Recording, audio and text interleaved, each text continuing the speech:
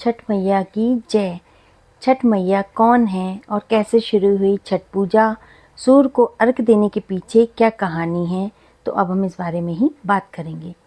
मान्यता है कि जब शिशु का जन्म होता है तब छठी मैया 6 दिन तक उसके साथ रहती हैं।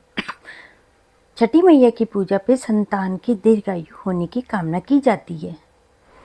नहाय खाए के साथ 4 दिवसीय छठ महापर्व की शुरुआत हो चुकी है।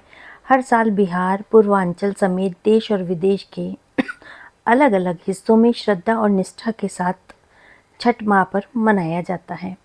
लोक आस्था के महापर्व छठ की महिमा अपरंपार मानी जाती है।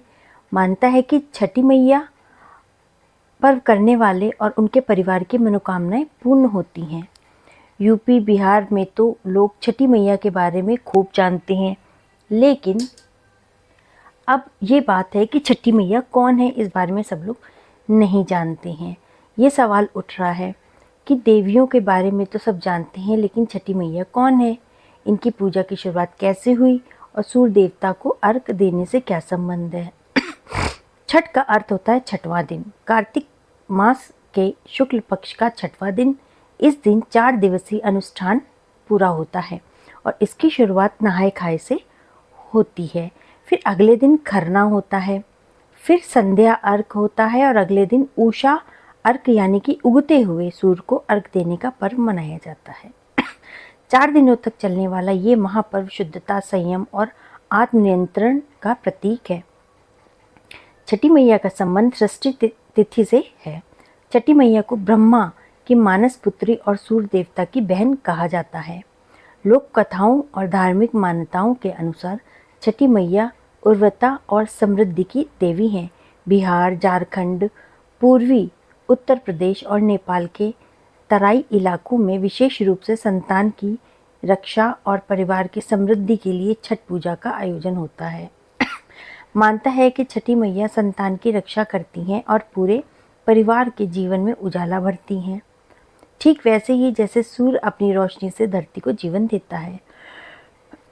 पुराणों के मुताबिक छठी मैया प्रकृति का छठवां स्वरूप, छठा हिस्सा है और ये भी बताया जाता है कि ब्रह्मा जी ने प्रकृति का निर्माण किया तो प्रकृति ने खुद को 6 रूपों और हिस्सों में बांटा था। इसमें से 6वें हिस्से को छठी मैया के रूप में जाना जाता है। मानता है कि हिंदू धर्म में संतान के जन्म के 6 दिन पूरे होने पर छठी करते हैं। इसका संबंध भी छठी मैया से है। मानता है कि जब शिशु का जन्म होता है तब छठी मैया 6 दिन तक उसके साथ रहती हैं। छठी मैया की पूजा करके संतान के दीर्घायु की कामना की जाती है। छठ पूजा की शुरुआत वैदिक काल से ही मानी जाती है। बोला जाता है कि सूर्य की उपासना का उल्लेख भी मिलता है। पौराणिक कथाओं के अनुसार राजा प्रियव्रत और रानी मालिनी की कोई संतान नहीं थी। वे बहुत दुखी रहते थे। दोनों ऋषि कश्यप के आश्रम में पहुँचे तो ऋषि कश्यप ने दोनों को पुत्र प्राप्ति यज्ञ करने की सलाह दी और राजा को जब ये सलाह दी तो उन्होंने पुत्र प्राप्ति के लिए यज्ञ किया, जिससे कि उनको पुत्र रत्न की प्राप्ति भी हुई। लेकिन हाय रे किस्मत, पुत्र जो था उनका वो मरा हुआ पैदा हुआ।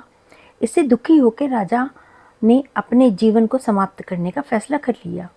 इसके बाद देव सेना प्रकट हुई और उनसे पूजा करने और लोगों को पूजा के लिए प्रेरित करने के लिए कहा।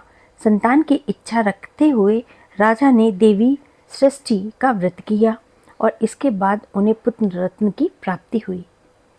तभी से संतान की कामना तथा उसकी लंबी उम्र के लिए छठ पूजा का आयोजन होता है। एक मान्यता ये भी है कि त्रेता युग में भगवान राम और माता सीता ने छठ पूजा की थी।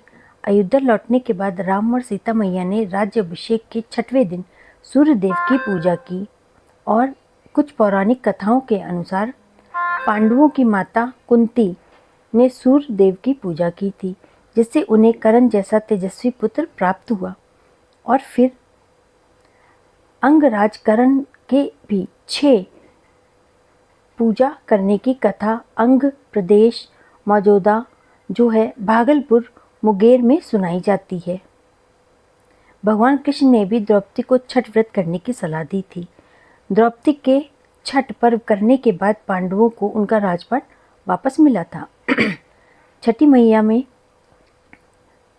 सूर्यदेव को अर्घ देने की कहानी इस प्रकार है। छठी मैया को सूर्यदेव की बहन भी कहा जाता है।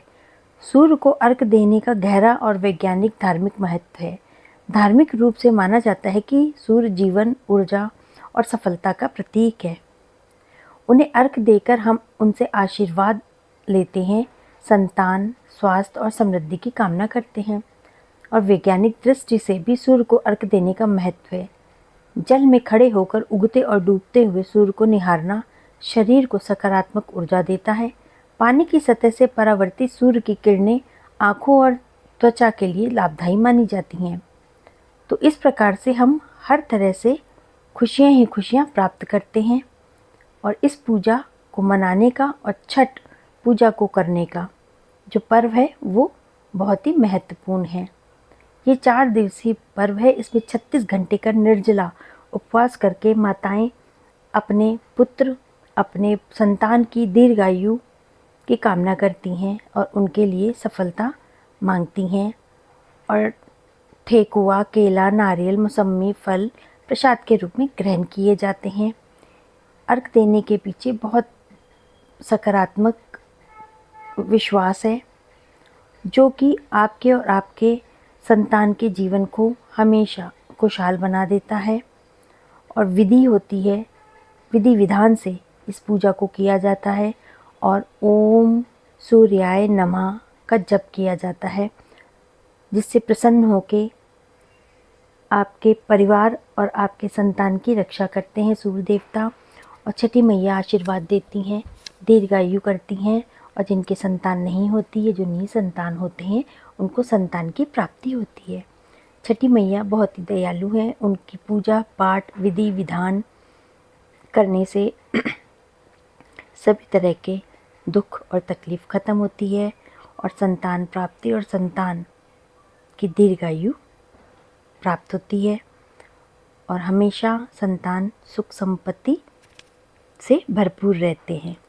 छठी मैया की जय हो, सूर्य देवता की जय हो। जय माता दी।